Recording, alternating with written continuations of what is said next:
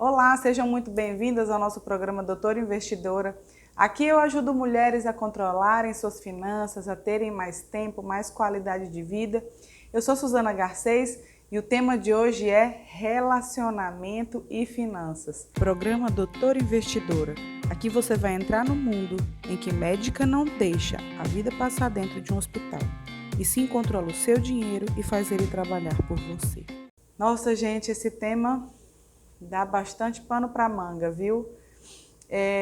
E para começar, eu quero falar como é que acontece no começo mesmo. Lá no namoro, como é que esse namoro acontece quando se fala de finanças? É tudo mil maravilhas, né, gente? No namoro, você não conversa sobre dinheiro, você só vive o amor. Quando vai sair, ainda tem aquela cultura de que o homem paga a conta e vão para os melhores lugares, para os melhores restaurantes. E aí, em datas comemorativas, tem os melhores presentes.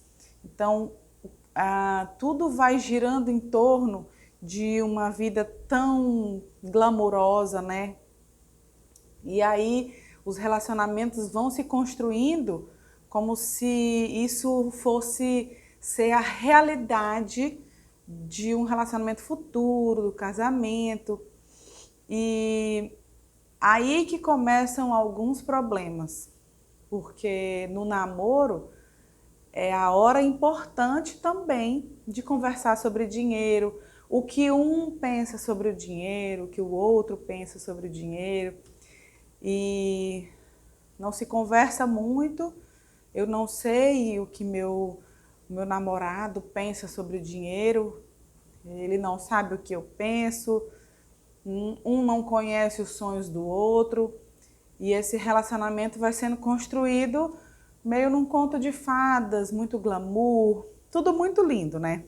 E aí, mais na frente, se esse namoro se tornar sólido o suficiente para vir a ser um casamento, e aí, como é que vai ser?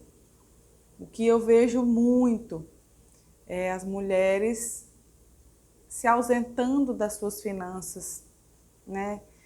Deixam o homem controlar as finanças e o dinheiro dela é para ela. Em alguns casos, nós como médicas, isso pode mudar um pouco, porque a maioria de nós pode ser a provedora da renda da família. E quando a gente se ausenta do controle financeiro da casa, você está dizendo que isso não é importante para você. E se isso entra num descontrole, isso vai acabar acarretando a sua vida, a sua qualidade de vida, a sua produtividade, o seu tempo, né? Atrapalha o seu trabalho, porque você vai ter que trabalhar horas a mais. Então, se ausentar das finanças é um erro muito comum que eu vejo as mulheres cometendo. E o outro erro que eu vejo os casais cometendo é simplesmente omitirem esse assunto um com o outro. Passam a omitir. Eu já vi casais que um não sabe quanto o outro ganha, um não sabe quanto o outro gasta, que um casal, dos cônjuges foi lá, fez uma dívida, que um dos cônjuges foi lá, fez uma dívida e o outro não sabe do que se trata. Eu costumo chamar isso também de infidelidade financeira, porque se você está num relacionamento e você começa a esconder algumas coisas do seu parceiro, do seu esposo, da sua esposa, você está omitindo e está sendo infiel. Tanto ganhos, quanto gastos, quanto dívidas.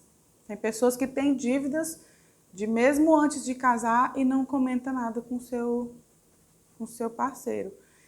E é um erro muito comum entre os casais. E eu já passei muito problema relacionado a isso. Eu me lembro, no começo do meu relacionamento, Primeiro que ele queria pagar tudo. Eu sempre fui meio resistente, mas é aí que a gente vê que o relacionamento começa assim, né? Só que durante o nosso relacionamento, ele teve problema financeiro. Durante o nosso namoro, Sidney teve problema financeiro. Eu sempre fui lisa, mas ele teve problema financeiro. E aí a gente teve que começar a se abrir mais, antes mesmo de casar. Se abrir mais sobre as nossas finanças, se organizar mais, já pensando como um casal.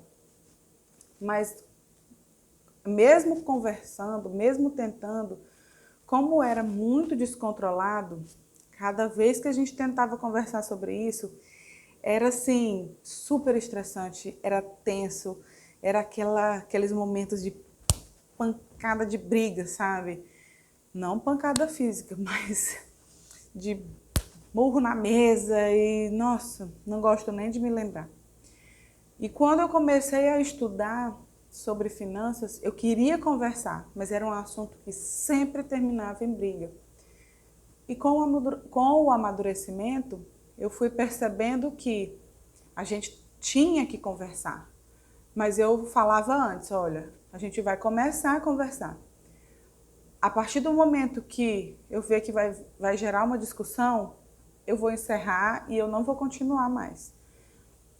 E a gente foi fazendo assim. A gente sentava para conversar. Quando a gente começava a mexer na nossa planilha, que surgiam alguns gastos que ele não concordava, alguns gastos que eu não concordava, que eu via que o clima começava a esquentar, eu falei, é melhor a gente parar por aqui, depois a gente continua. E assim a gente fazia. E com o tempo a gente foi percebendo que a gente precisava entender as prioridades um do outro. E foi o momento que a gente parou, sentou, cada um escreveu as suas prioridades. A mãe dele mora com a gente, ela também sentou e disse as prioridades dela, porque se você precisa colocar as prioridades de todos da família, você tem que envolver todos da família, todo mundo que mora na casa. E aí todos nós sentamos, colocamos nossas prioridades no papel, ele entendeu as minhas. Você coloca todos os seus sonhos e faz um ranking do que é mais importante para você. E ele fez isso no dele, a mãe dele fez também. E para a gente foi esclarecedor do que era prioridade um para o outro. Começamos a respeitar as individualidades. Depois disso, as coisas foram melhorando, as coisas foram clareando. Hoje, por questões financeiras, não existe briga. No máximo, existe uma conversa para a gente decidir o que vai fazer, se tem algum projeto, algum sonho, mas discussão como tinha antes, não existe. E além do mais, além da gente ter a nossa individualidade, nós aprendemos que cada um tem que ter um salário para a sua individualidade também. E foi aí que a gente estipulou um valor igual para cada um, apesar da gente ganhar diferente. Mas o nosso dinheiro aqui em casa é unido, é um só.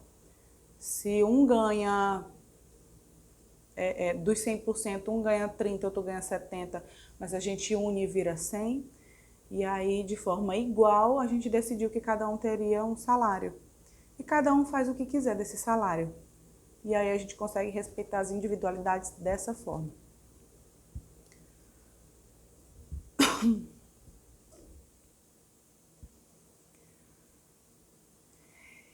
E qual a diferença de um relacionamento que tende a enriquecer e um relacionamento que tende a empobrecer?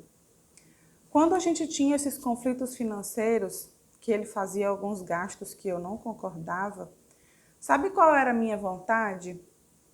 De, pelo outro lado, ir lá e torrar assim, o dinheiro, sabe? De pegar o cartão e comprar uma coisa que eu quisesse para descontar um gasto que ele fez. Mas com que sentido? Com que sentido isso ia me acrescentar? Às vezes a mulher faz isso por falta de sabedoria, por falta de inteligência financeira, por falta às vezes até de conhecimento mesmo. Ela vai lá e desconta um gasto que o marido fez. Só que você está está roubando do seu próprio bolso, você está tirando dos seus próprios sonhos, você está se distanciando de uma vida mais próspera. E é isso que faz a diferença.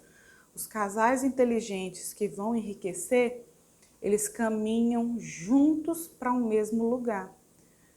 Os casais que não estão vivendo nessa inteligência financeira e que tendem a empobrecer, cada um caminha para um lado diferente. E era isso que dava vontade de fazer. Era ele rasgar o dinheiro para um lado e eu rasgar o dinheiro para o outro. Só que, quando eu percebi que isso não ia adiantar, se os nossos planos e os nossos projetos era crescer juntos, eu não podia ir no sentido contrário dele. E aí a gente foi amadurecendo, entendendo as prioridades, entendendo como é que a gente podia resolver, e tudo tem solução. A gente pensa, não tem solução. Tem sim. Tudo tem solução. Claro que existem perfis e perfis de pessoa, né?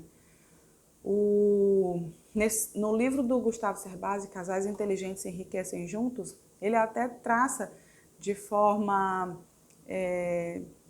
uma forma de brincadeira, mas ele traça um horóscopo do casal. E aí ele vai colocando os perfis, né? O perfil descontrolado, o perfil gastador, o perfil poupador, o perfil... Cada soma de casal tende a caminhar para um lado. Mas você pode fazer a diferença. Se você é gastador, você pode fazer a diferença na sua vida, tentar mudar. Se você é casada com um descontrolado, ou com um marido desligado, ou qualquer coisa assim, vocês podem tentar mudar. Então, não existe o casamento perfeito, não existe o casamento perfeito. E se as finanças de vocês estiverem bagunçadas, esse relacionamento está mais fadado à falência do que os outros que estão com as finanças organizadas. Tem estudos que comprovam, gente, o maior índice de divórcio entre casais não é por infidelidade amorosa, mas por problemas financeiros, por problemas relacionados a dinheiro. E o dinheiro, ele não vai trazer o amor para o casamento, não. Mas a falta dele traz um pesar, uma discórdia, um desgaste muito grande para o casamento. Eu estava conversando com uma amiga médica e ela relatando para mim como o relacionamento dela tá difícil por eles estarem passando por problemas financeiros. E aí eu fui conversando com ela, explicando para ela que se eles tiverem atitudes inteligentes agora, isso vai ser uma fase de um grande amadurecimento para os dois como casal. Mas se não tiverem atitudes inteligentes agora, é um relacionamento fadado ao fracasso. E esse mesmo assunto eu falei com outras colegas médicas nas redes sociais, em grupos de WhatsApp, e isso é muito mais comum do que você pensa. Às vezes você pensa que é só o seu relacionamento que está ruim, que é só as suas finanças que estão bagunçadas, que é só a sua vida que está difícil, mas não é. Você não é uma pessoa isolada no mundo, não.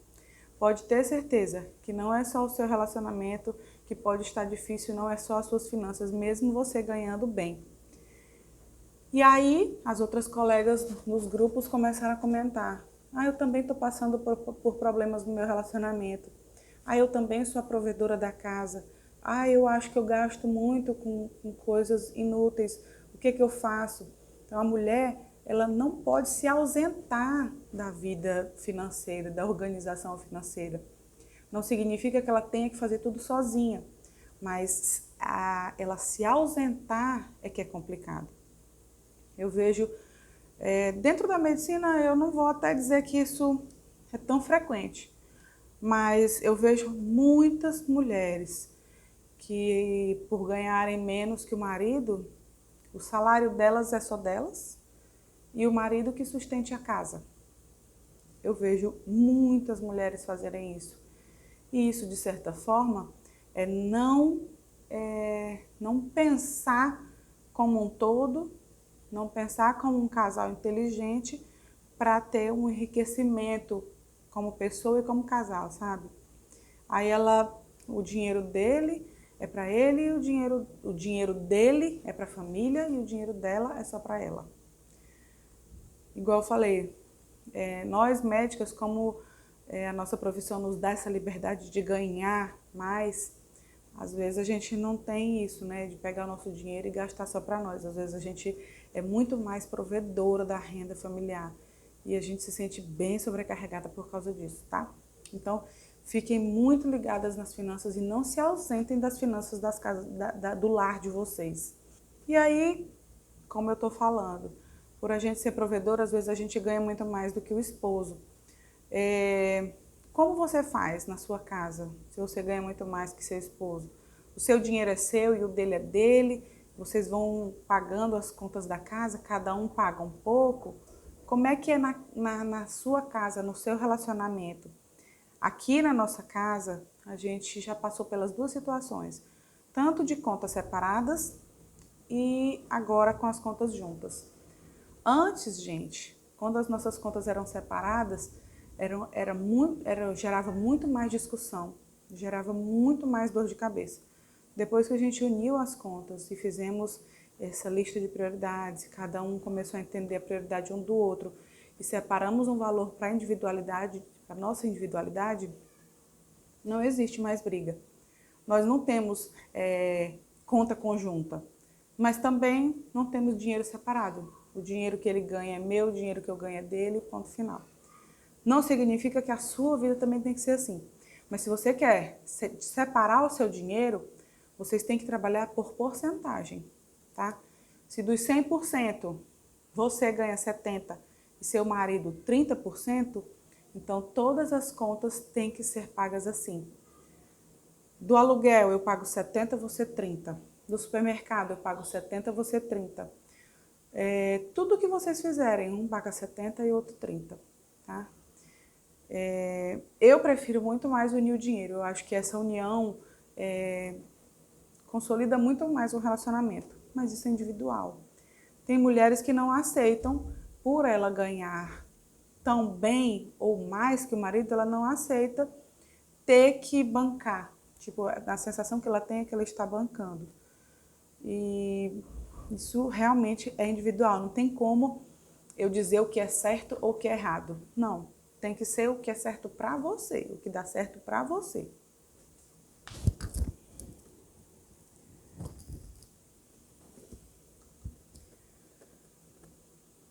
E a gente chegou a essa conclusão que daria certo para a gente dessa forma. E na verdade, a gente nem chegou a essa conclusão que daria certo. Foi uma forma da gente experimentar. Nossas contas eram separadas e dava muita briga, muita discussão. Cadê o seu dinheiro? O que você... Nossas contas eram separadas e dava muita discussão. Cadê o seu dinheiro? O que você fez com o seu dinheiro? Você ganha muito mais do que eu. O que você fez com o seu dinheiro? Seu dinheiro acabou por quê? E eu não sabia com o que tinha acabado. Eu não sabia, eu ficava sem saber o que falar. E aí o que eu fiz? Nesse momento de desespero, eu falei aqui, toma aqui os cartões, ó. Aí que cai meu dinheiro, toma conta você. Eu não sei o que está acontecendo, mas eu não estou gastando com nada extra, não. Então, pega os cartões e controla você. Fiz isso com ele, né? Só que ele não achava justo ele controlar o dinheiro que eu recebia. E aí a gente foi começando a sentar e a conversar. Como exemplo dos meus pais têm, todas as finanças deles são juntas. Eu falei, olha, vamos experimentar. A gente pode experimentar juntar tudo e não existir mais divisão entre o nosso dinheiro. Então, não foi assim, chegamos à conclusão que vamos unir o dinheiro porque é melhor. Não, a gente fez uma forma de experiência. Vamos experimentar. E aí, a partir de então, quando a gente resolveu unir o nosso dinheiro, simplesmente a gente entendeu que nós somos se a gente for pensar como uma empresa, nós somos uma empresa só e cada um tem um salário para os gastos individuais. E começou a funcionar muito bem dessa forma. Isso foi a nossa conclusão. Agora, se vocês têm o dinheiro juntos e não está dando certo, e vocês quiserem experimentar separar, é outra história também. E aí, quando vocês separam o dinheiro, vocês podem ter investimentos juntos e investimentos separados. Aqui nós temos a maior parte dos nossos investimentos são juntos. Mas, por exemplo, eu com o meu salário que eu estava recebendo, eu não estava gastando ele todo durante o mês. E quando encerrava o mês, aquele saldo, ele vinha para minha conta. Aí eu resolvi investir em ações, o dinheiro, o meu dinheiro, não tinha nada a ver com os investimentos da família. Era um dinheiro meu. Aí o que eu pensei? Falei, eu vou investir esse dinheiro porque lá na frente eu quero fazer uns procedimentos estéticos. Porque são procedimentos caros e que às vezes ele não concorda. Mas como o dinheiro era meu, ele não tem que concordar ou não. No máximo eu pedi opinião porque é meu marido e eu acho justo, né? Pedir a opinião dele. Mas não concordar ou discordar ou não financeiramente. E só que aí eu engravidei e aí acabou que os procedimentos não podem ser feitos, né? Mas é um exemplo de como você pode realizar os seus sonhos e investir de forma individual também. Acabou que eu ganhei um dinheiro a mais e usei esse dinheiro para outra coisa. Mas assim, você pode ter investimentos sozinho, investimentos com a família também, né? Dependendo do seu objetivo.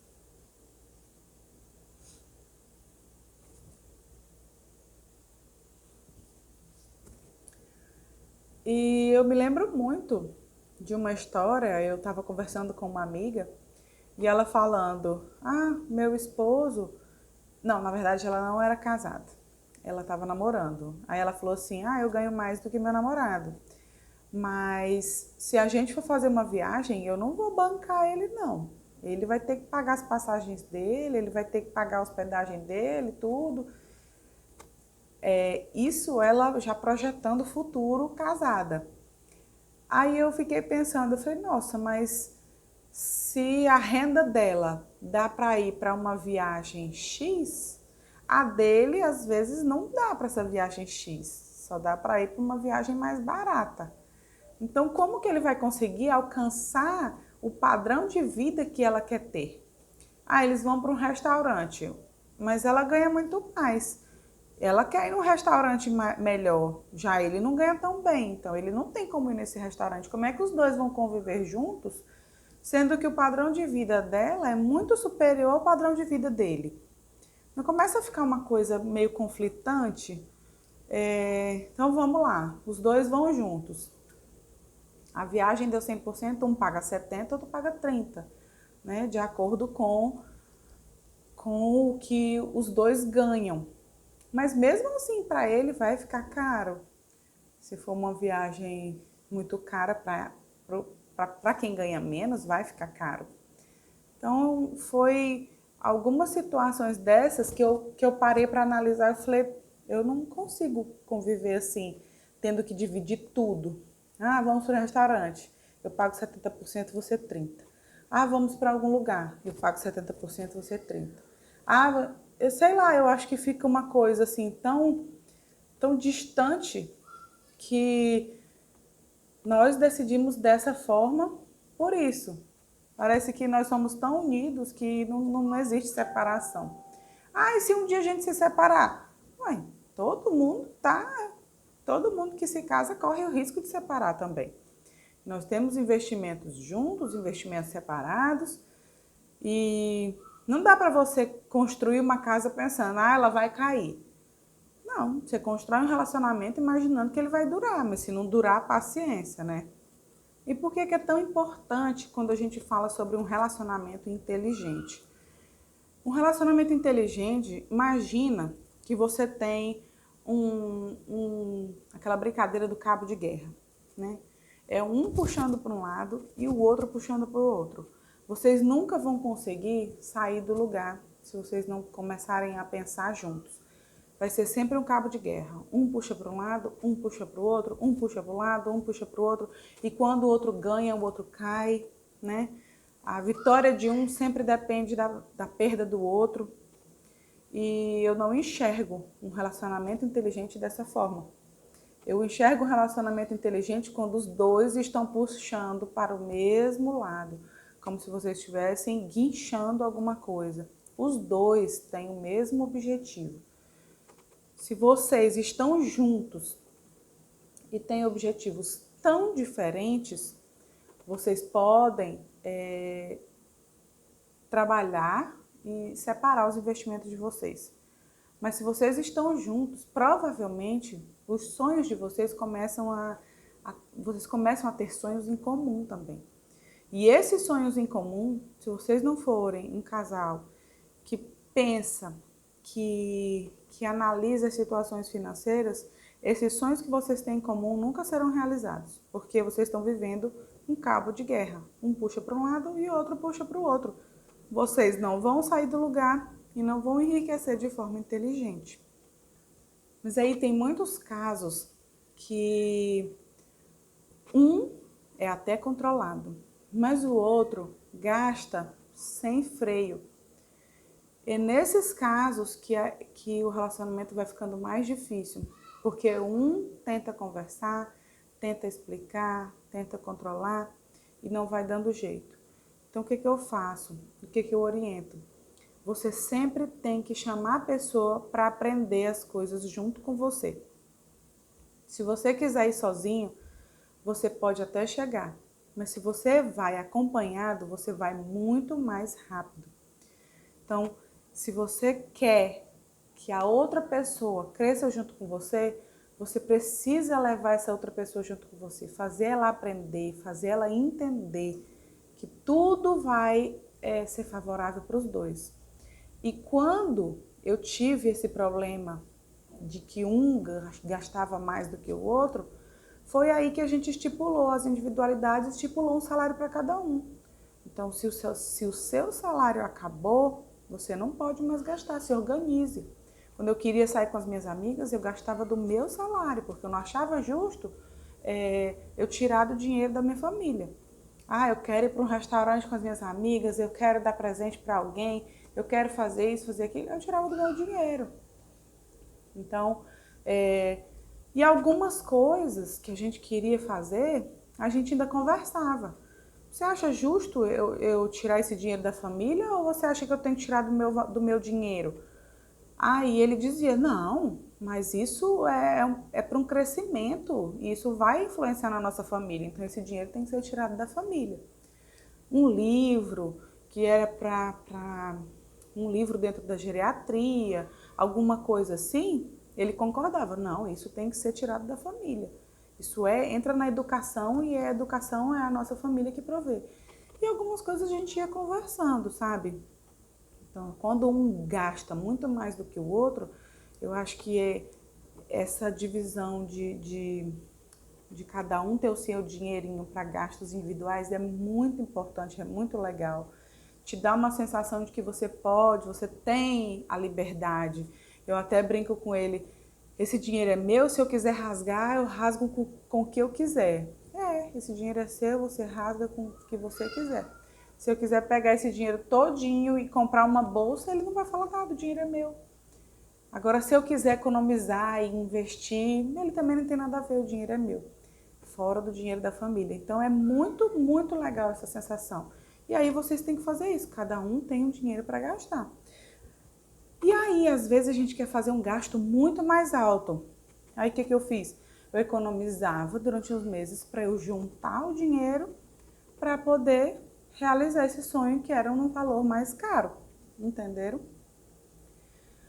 E, às vezes, quando tem um que gasta muito, tem outro que é descontrolado. Porque tem o esbanjador, né? Que é aquela pessoa que ela quer esbanjar, ela quer comprar mais caro, ela quer gastar.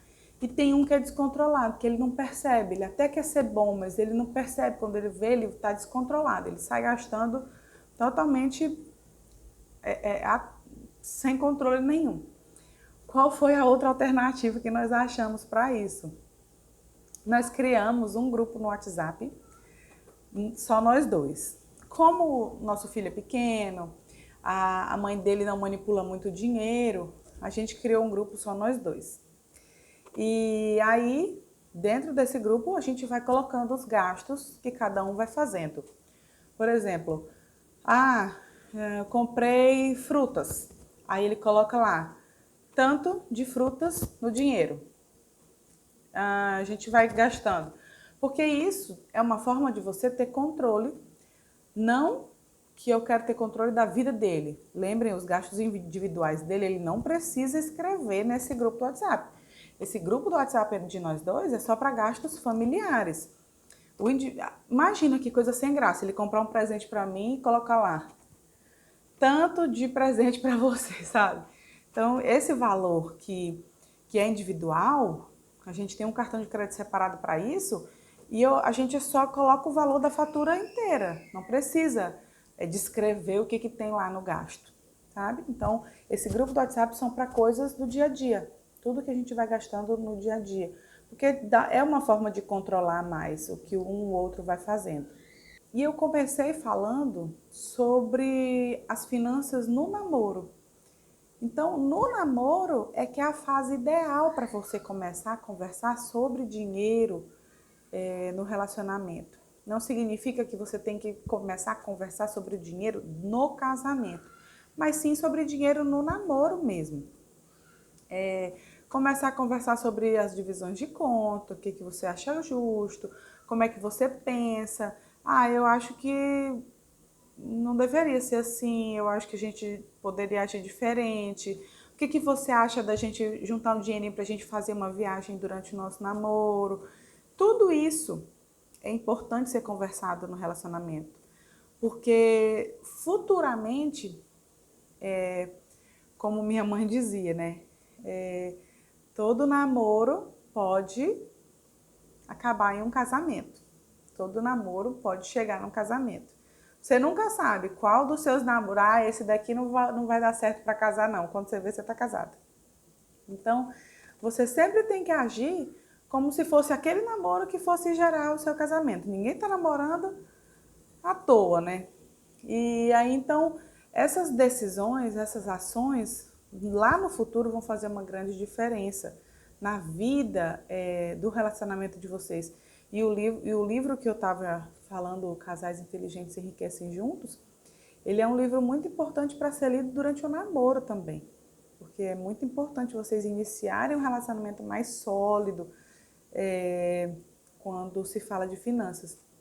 E eu percebi que isso era muito importante na minha vida quando o Sidney passou pela dificuldade financeira que ele teve durante o nosso namoro.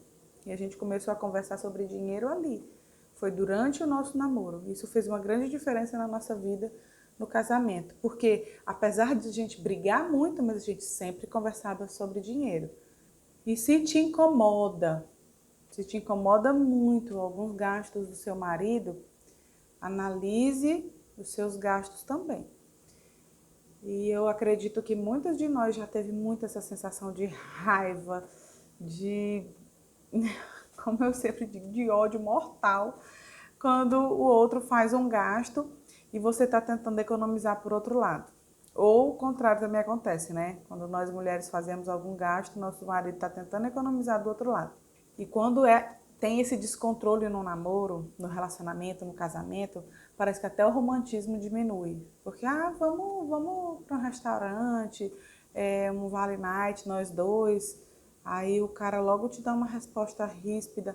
Ou então a esposa logo pensa assim, tá sem noção. Será que não tá enxergando que a gente não tem dinheiro nem para nada e quer estar em restaurante para comer? Então parece que é falta de romantismo, mas não é problema nas finanças. É isso que eu quero falar para vocês. Não pensem que o problema de relacionamento é só falta de amor. Às vezes, descontrole financeiro também pode trazer essa sensação de que o amor está acabando. Não deixe que um problema financeiro que dá para ser ajustado acabe com o relacionamento de vocês. E por aqui a gente encerra nosso programa Doutora Investidora. Eu sou Suzana Garcês e até o próximo programa. Tchau, tchau.